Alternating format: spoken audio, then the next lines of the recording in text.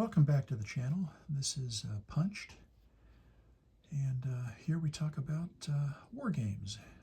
So this is the continuing story of a playthrough on Grognard Simulation's title Armored Knights, Guderian Crosses the Meuse. So we're at turn 5 here. This is the 0800 turn on the second day, that is May the 13th, 1940. The Germans are well on their way to getting across the Meuse River. We have 3 crossing points. The bridgehead that the Germans actually established on the first day is still fighting it out. The northern bridgehead, north of Sedan, has now consolidated with the full infantry regiment located in these hexes.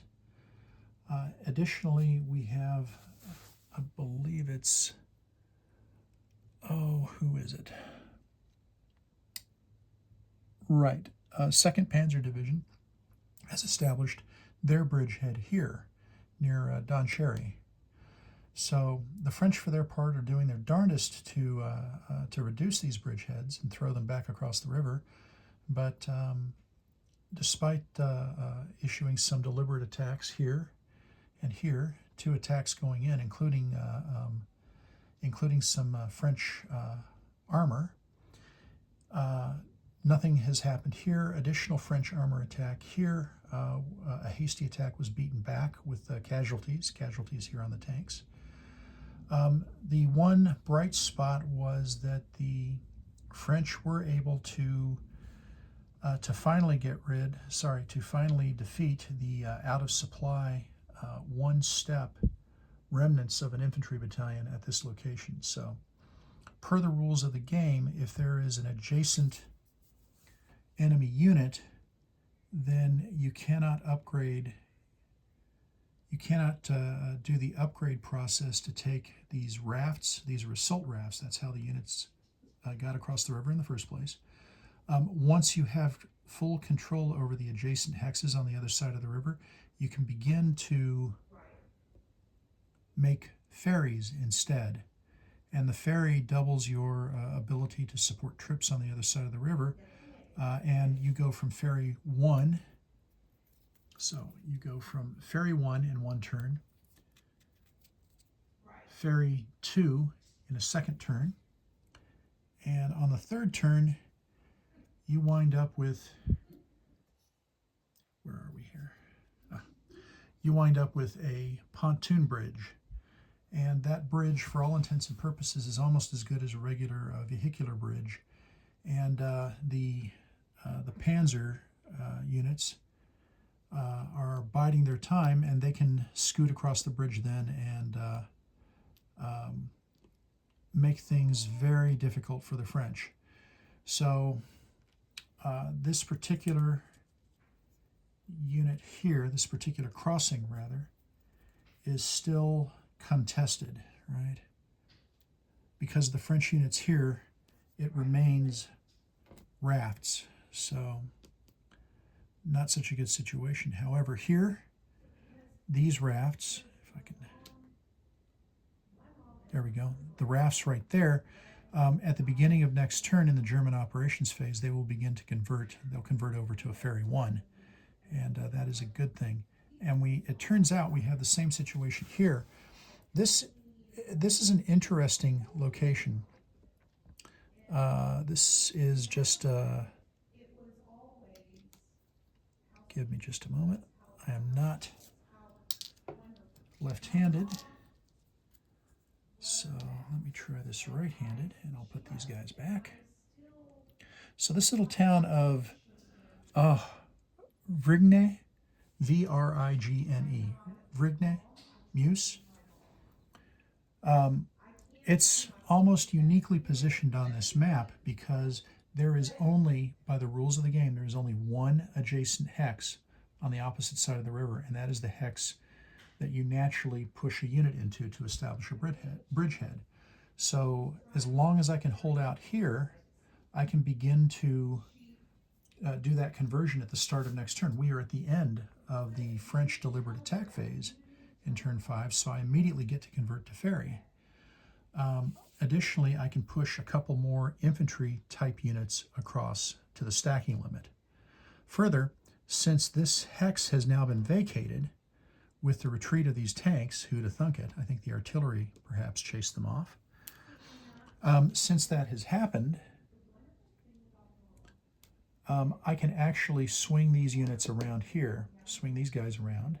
I can bring up another infantry battalion to occupy here, and some companies as well, some infantry companies. These are, I don't know how visible these are.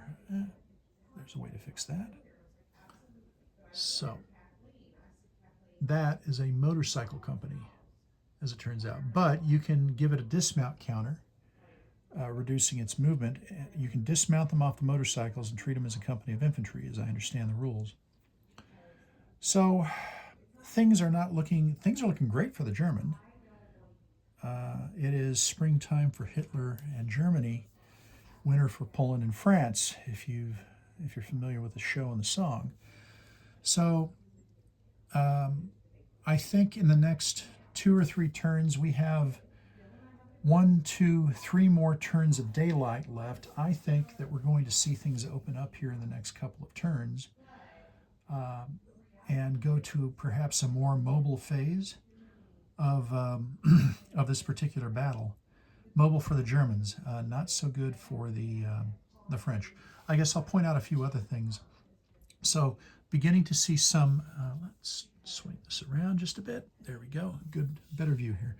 Beginning to move some of the available 71st Infantry Division units. They're all leg infantry, thus the 6. Let's see that. Here we go. This is just plain old leg infantry. And they are slow moving, so I have been moving them towards this black line here with a bit of a bow right there and coming down.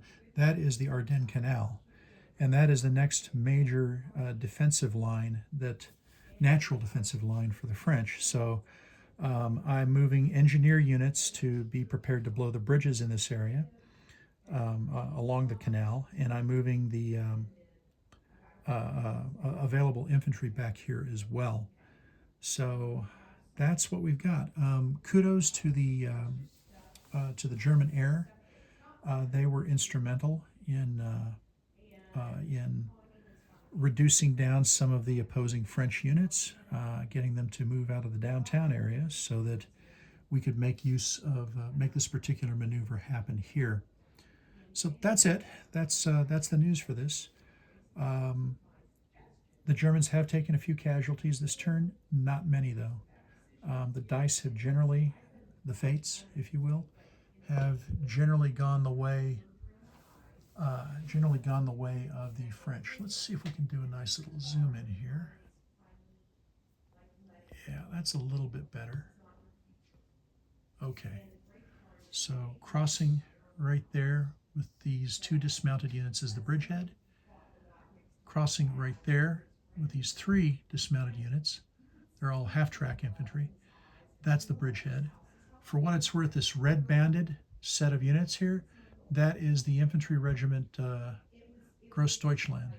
So another useful supply of infantry. Plus, these are elite units. All the German units are generally veteran units.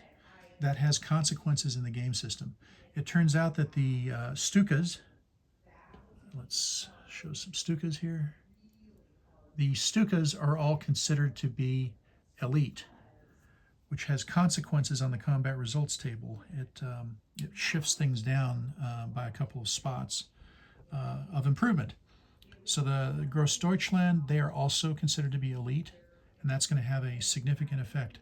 The French, all of the French units on the board, if I recall correctly, are green, right? I think I've mentioned before, they are, let's do that, they are Category B units.